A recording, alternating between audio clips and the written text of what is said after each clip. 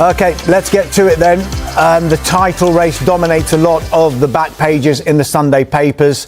The Sun on Sunday, thirsty work is the headline after Arsenal's victory over Brighton at the Emirates. John, it is a win, albeit a cagey one.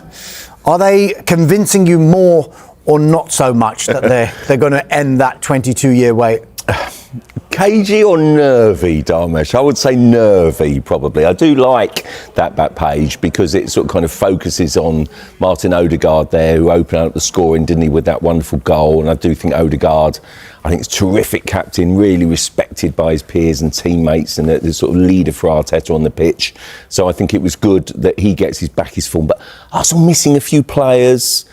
2-0, they're cruising, and you think, oh, this is a good response to earlier in the day. Man City, obviously, a really impressive, hard-fought, ground-out win at sort of Nottingham Forest.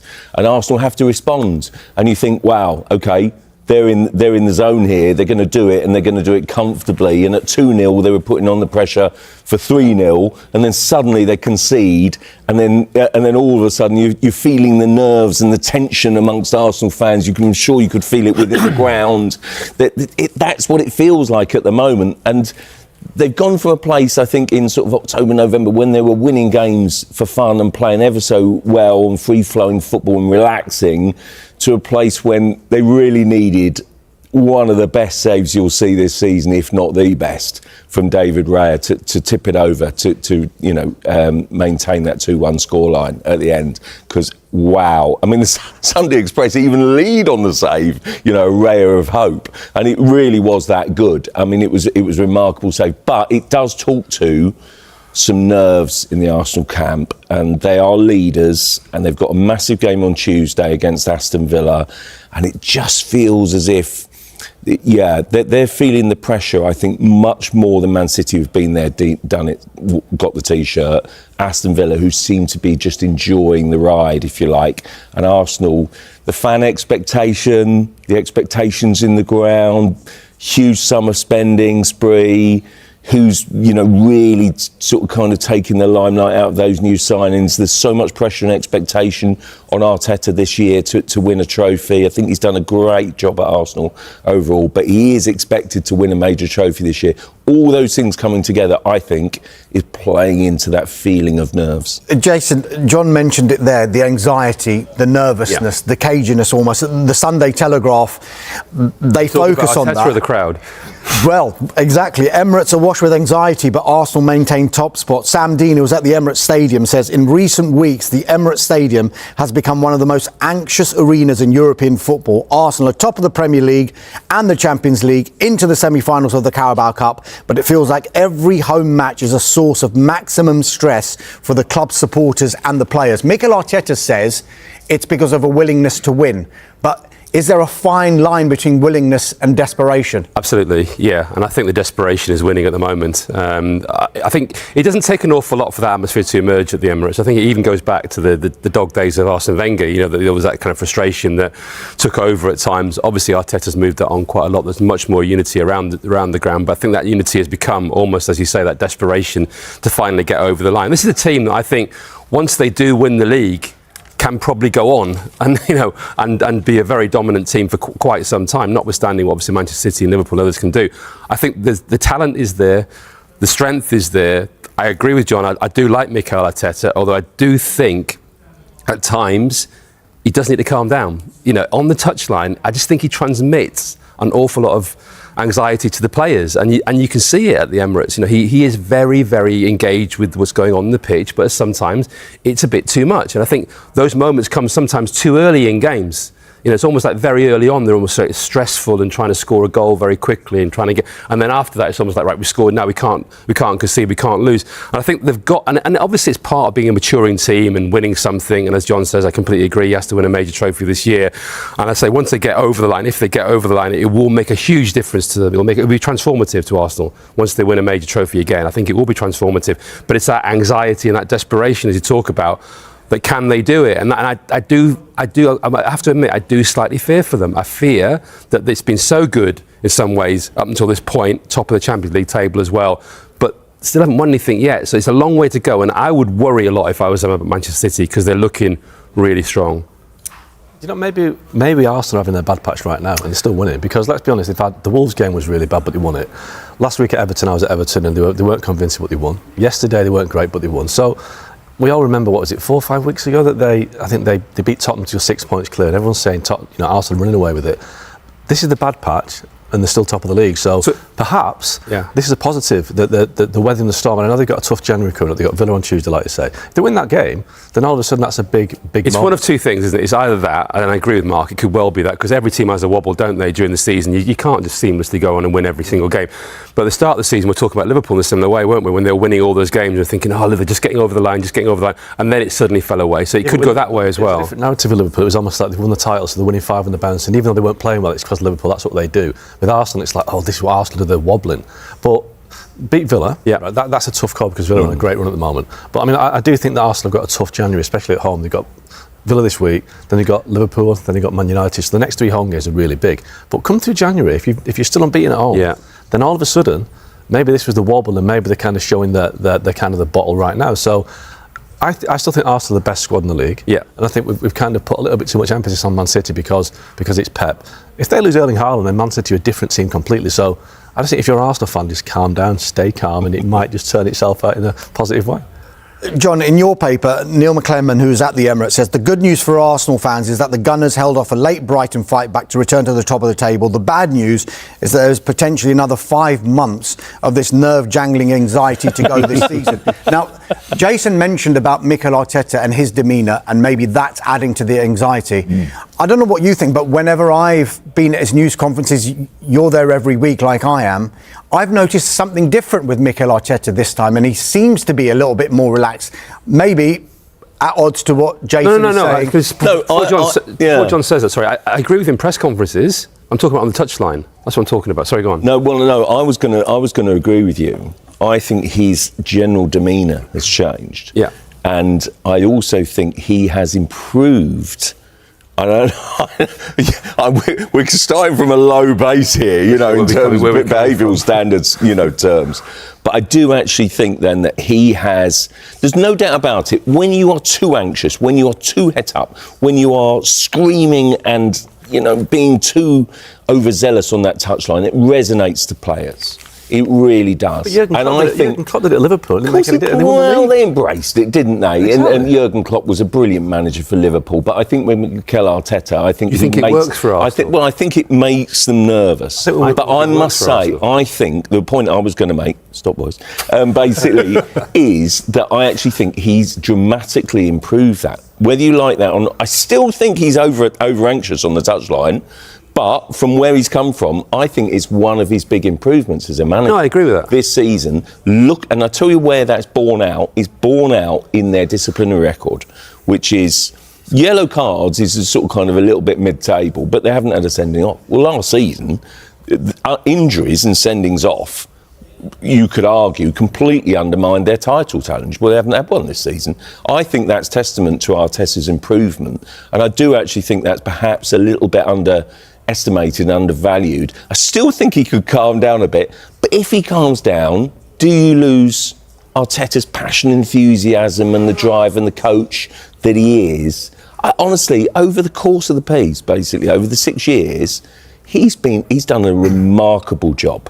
But I do think ultimately he will, and he knows this, he'll be judged on what he wins and judged on what he achieves as a manager, and that's got to be trophies. But I do think Mark's right. They're basically top of the Premier League, top of the Champions League. But the nerves. If last season it was injuries, we've got a bit of injuries this season. If this season they don't win it, I think it'll be down to nerves and tension. Mark, just picking up on what you said, maybe this is Arsenal's sticky patch. Riyadh Al-Samurai in the Mail on Sunday says if Arsenal are to finally hold their nerve in the title race, then Mikel Arteta ought to spend the entirety of next summer writing notes of thanks to those who helped them through these festive weeks. Own goals are the gifts that keep on giving. If you look at their last 4 games in all competitions, the 2-1 victory against Wolves, 2 own goals. It was a penalty that separated them from Everton. There was an own goal, albeit in the Carabao Cup, against Crystal Palace. And the decisive goal, what ended up being the decisive goal against Brighton, was an own goal as well. What should we read into that, if anything? Well, I think what we read into that is the fact that they're still getting results. You know, every team has most teams in normal title-winning seasons have a wobble. They have a difficult period. And I think this is Arsenal's now. And I think, had it gone the other way, had they lost those games or drawn those games, then we could say that the nerves are being affray. But I just think it's easy with Arsenal because I think we've all been to the Emirates and it can be an edgy stadium. The fans, they're very quick to, not turn, but they're very quick to get anxious. So it's an easy narrative to play into it that Arsenal fans are nervous, it's going to cost them the title. I don't know. I just think that it shows a character that they've got that they can get over the line of these games. And you talk about Arteta's, I won't say antics on the touchline, but I think what it is with Arteta, I think he knows that he still hasn't got a player on the pitch who can do that for him. So, you know, you go back to the classic captains, you know, like the Roy Keanes at Man United, even, you know, Van Dijk at Liverpool. The manager can stand back and know that he's got a guy on the pitch who can do all that kind of ranting and raving and organise on the pitch. I still think Arsenal are quite naive sometimes on the pitch, quite young. I mean, they're not the youngest team, but they have a bit of inexperience. They haven't got like a Kevin De Bruyne that Man City had that could just guide them through games. I think that's Declan Rice's potential role. Maybe Martin Odegaard as captain, but they're still not quite there yet. So I think Arteta has to kind of almost micromanage from the touchline because he needs someone on the pitch to do it for him. So I think everyone at Arsenal needs to calm down a bit. John, it's still going well. John, we're talking about these own goals, and I guess it's shining a light on Arsenal's attacking players, and in particular, the man we've spoken about throughout this season in Victor Gyökeres. Not just his performance yesterday, but just generally, when everybody is fit, because you know Kai Havertz is coming back, Gabriel Jesus has just returned, Mikel Merino's played a role up front as well. When everybody is fit, is he the guy for you that's going to spearhead Arsenal's title challenge for the rest of the season? No, I don't think he can do it. I honestly, I worry about him a bit, and I think that he, in fairness to him, £64 million, and basically, you know, there's a lot of Arsenal fans saying, well, he does a great job for the team and he works hard. My word, you expect a bit more from that. If you really go all in, as Arsenal did for a striker, you expect goals too, and he's just not scoring enough. He's not contributing enough to the game. Look at his few number of touches that, again, he was barely involved yesterday, and he's really struggling, I think. In fairness to him, before he got injured at Burnley, and at that point I thought, here we go, he's scoring, and he scored at Burnley, and he was leading the charge, he was leading the press, and we think, okay, this is what it's going to be about. He was a kind of a real sort of kind of bull in a china shop, really working hard and sort of leading the press, and basically also scoring and then contributing to the team. And since he's come back from Burnley, bearing in mind he didn't have a pre-season, in fairness to him, there's a few sort of kind of strikers obviously struggling from that aspect this season. But I worry about him, and I think Arteta's kind of caught in this place where he's putting him in because he could see that he was realising his potential, and he's sticking with him to kind of get him that opportunity to get back to where he was and where he was threatening to be. But I actually think at the same time it's a mistake, because Gabriel Jesus comes on, looks much better, he looks sharp, he looks quick, he looks, you know, very skillful, his touch.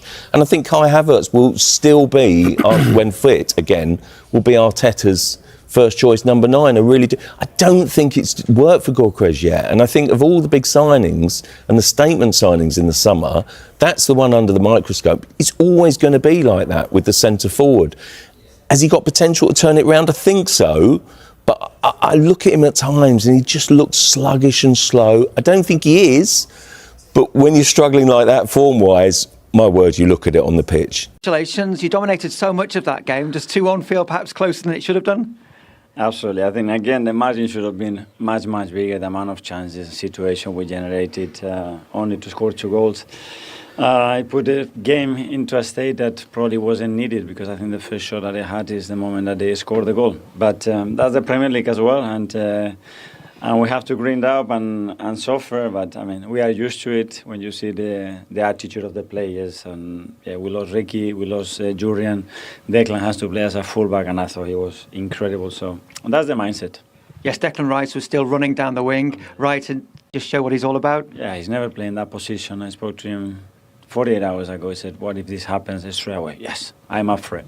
So they love a challenge. They love, if we have difficulties, somebody is going to step in. And the players that have been injured, they come earlier than expected. So that's great. It's not always easy, but to get a grip of the game as early as you did, that must have been really reassuring. Yes, because it's a really good team. I mean, they are really well coached, really good players. They can ask you a lot of questions, and I thought we were very dominant. The Brighton goal seemed to come out of nowhere. Did it lift their players rather than do anything detrimental to your players? Well, it creates again a little bit of uncertainty because obviously the 2-1 in this league and with the quality that they have and the players that they brought in as well, is never close. But I think we handled the situation well. And David Raya had a quiet game, but then when you really needed him with that save, it was an incredible save. You have to make that save, which I thought it was sensational. I had a great angle from it, and well, that's what we need from players, individual performances, and in the key moments, stepping. I think we dominated, we controlled pretty much everything, should have scored more goals, should have been a bigger margin in the end, but that's the Premier League and that's football. Yeah, you switch off for 1 second and they can punish you, so we got the win and we got the 3 points, but obviously we would have liked it to be a little bit less stressful towards the end. The small margins, they make the difference, and we have to understand how important it is. We have to understand which role do we have as individuals when we have to defend set pieces, when we build up. I think we proved it in the second half, but it's about doing it for 90 minutes. I think that's the key thing. You lose Calafiori in the warm-up. Julian Timber's got something in training, so your players are going to have to be up for doing things that maybe don't come completely naturally to them. Have to be ready. Well, Arsenal looked to be cruising in the first half, Alan, but it did get a lot more nervy for them in the second. What changed? Absolutely. Well, what changed, Gabby, is that Arsenal, particularly in wide areas, caused Brighton so many problems because the two wing-backs, full-backs, and more often than not, they lost out on those battles. Saka was left so many times 1v1, and yes, for the first half this was a constant. He went back, whoever was there, and they went past them, and as it caused them all sorts of problems. And they work it really, really well, and as I said, yep, they absolutely dominated Brighton and should have scored more goals, but they didn't.